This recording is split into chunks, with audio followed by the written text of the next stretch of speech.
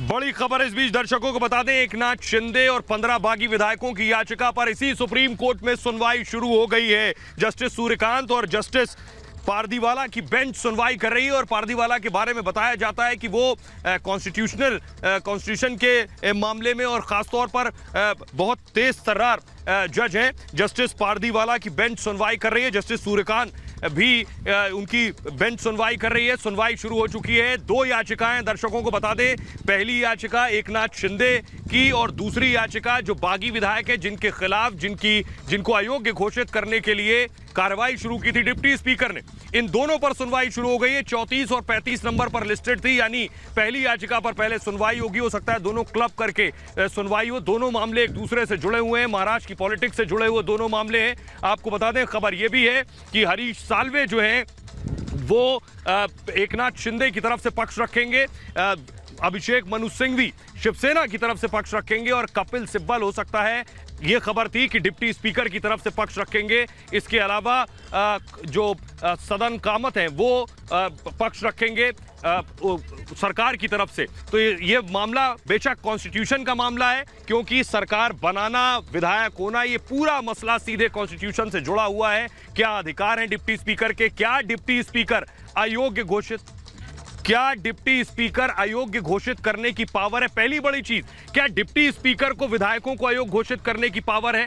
अगर पावर है भी तो विधायकों का कहना है, बागी विधायकों का, कि डिप्टी स्पीकर के खिलाफ हमने खुद अविश्वास प्रस्ताव लाया है, इसलिए उनको वो कैसे हमें अयोग्य ठहरा सकते हैं। उनकी निष्पक्षता पर सवाल उठाए हैं। वो एनसीपी के हैं और उनका कहना है कि एनसीपी की सदस्यता नहीं छोड़ी है, अभी भी सदस्य भी है एनसीपी के और डिप्टी स्पीकर भी है।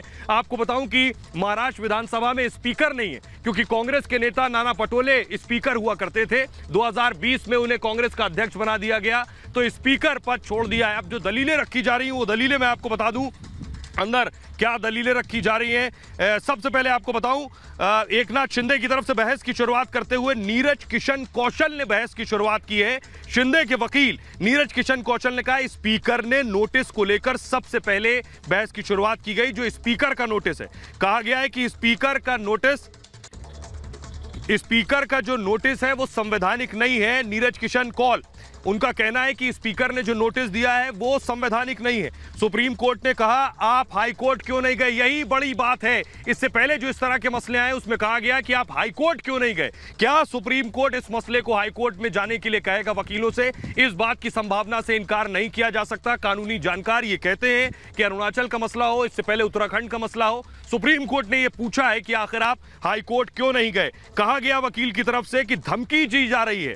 प्रवक्ता कहते हैं कि 40 डेड बॉडी आएंगी सुप्रीम कोर्ट में, यह कह रहे हैं नीरज किशन कौल। जो संजय राउत ने कल कहा था कि वो आत्मा मर चुकी है, 40 डेड बॉडीज आएंगी और वो पोस्टमार्टम के लिए जाएंगी। कहा जा रहा है, शिंदे के वकील कह रहे हैं आर्टिकल 32 में याचिका दाखिल कर सकते हैं। जब कोर्ट ने कहा आप हाई कोर्ट क्यों नहीं गए, तो उन्होंने कहा आर्टिकल 32 के तहत याचिका दाखिल कर सकते हैं। हमारे साथ पार्टी शिवसेना 39 विधायक हैं, हमें धमकी दी जा रही है, जान से मारने की धमकी दी जा रही है, घर और दूसरी संपत्ति को नुकसान पहुंचाया जा रहा है, ये कह रहे हैं शिंदे के वकील। यानी वो सारी चीजें जो महाराष्ट्र में इस वक्त हो रही हैं उन सबको कोट कर रहे हैं शिंदे के वकील कि हालात ऐसे नहीं है कि महाराष्ट्र में जाया जाए और 39 विधायक हमारे पास हैं, उसके बाद हमें धमकियां दी जा रही हैं, हमारी संपत्ति को, हमारे घर को, हमारे ऑफिसेस को नुकसान पहुंचाया जा रहा है। शिंदे के वकील ने कहा कि नोटिस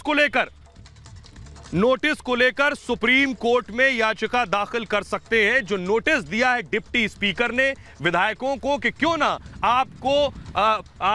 आपकी सदस्यता खत्म कर दी जाए, क्यों ना आपकी विधायकी पर कार्रवाई हो। शिंदे के वकील ने कहा नोटिस जो दिया है डिप्टी स्पीकर ने, इसको लेकर हम याचिका दाखिल कर सकते हैं। सुप्रीम कोर्ट में भी आर्टिकल 32 का हवाला दिया है उन्होंने, और डिप्टी स्पीकर ने दरअसल विधायकों को, जो बागी विधायक हैं उनको अयोग्य करार देने के लिए नोटिस जारी किया था। विधायकों ने उसके खिलाफ यहां याचिका लगाई है। विधायकों का कहना है कि डिप्टी स्पीकर निष्पक्ष नहीं है। विधायकों का कहना है, सुप्रीम कोर्ट क्या कह रही है? सुप्रीम कोर्ट कह रही है आप कह रहे हैं आपको अपनी जान की चिंता है, दूसरी आप कह रहे हैं कि स्पीकर ने आपको, सुप्रीम कोर्ट कह रहे हैं आप दो बात कह रहे हैं। बड़ी खबर इस बीच दर्शकों को बता दें, जो मैंने आपको शुरू में बताया कि शिंदे गुट के वकील, यानी शिंदे के वकील का कहना है कि उनको धमकी दी जा रही है, उनकी संपत्ति को नुकसान पहुंचाया जा रहा है, सुरक्षित नहीं है महाराष्ट्र में हालात, हमारे विधायक वहां नहीं जा सकते हैं, उनका कहने का संदर्भ ये है। और आपको बता दें सुप्रीम कोर्ट ने इस पर कहा, आप दो बातें कह रहे हैं, एक बात कि आपकी जान को खतरा है, आपको चिंता है अपनी सेफ्टी और सिक्योरिटी की, दूसरी बात आप कह रहे हैं स्पीकर ने आपको पर्याप्त वक्त नहीं दिया। दरअसल आपको बताओ जो नोटिस स्पीकर ने भेजा है इसमें 48 घंटे का समय दिया है कि 48 घंटे में आइए और जवाब दीजिए, जबकि 7 दिन का वक्त दिया जाता है इस मामले में। यह याचिका में दर्ज है, यानी अभी दलीलें दी जा रही हैं। आपको बता दें शिंदे के जो वकील हैं उनका नाम है, शिंदे के वकील नीरज किशन कौल हैं, जो दलीलें रख रहे हैं सुप्रीम कोर्ट के सामने। सुप्रीम कोर्ट ने उन्हें एक बात जरूर कही कि आप हाई कोर्ट जा सकते हैं। इससे पीछे जो नजीर देखने को मिली है दर्शकों को बताएं, जब इस तरह के मसले सुप्रीम कोर्ट में आते हैं तो सुप्रीम कोर्ट ये कहता है कि आप हाई कोर्ट क्यों नहीं गए, हाई कोर्ट जाकर अपनी बात रख सकते थे। तो यहां भी सुप्रीम कोर्ट ने फिर यही बात कही है।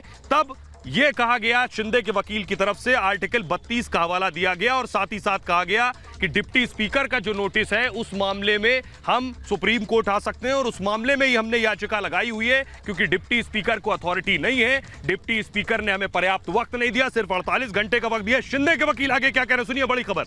उन्होंने कहा 14 दिन के नोटिस का समय होता है, मैं तो आपको 7 बता रहा था। शिंदे के वकील कह रहे हैं 14 दिन के नोटिस का समय होता है नियम के मुताबिक। सुप्रीम कोर्ट ने कहा नोटिस के बारे में बताइए, यानी आप सुप्रीम कोर्ट पूछ रहा है जो डिप्टी स्पीकर ने नोटिस दिया है उस नोटिस के बारे में बताइए। 14 दिन के नोटिस का समय होता है, ये शिंदे के वकील कह रहे हैं। सुप्रीम कोर्ट अब नोटिस के बारे में पूछ रहा है जो डिप्टी स्पीकर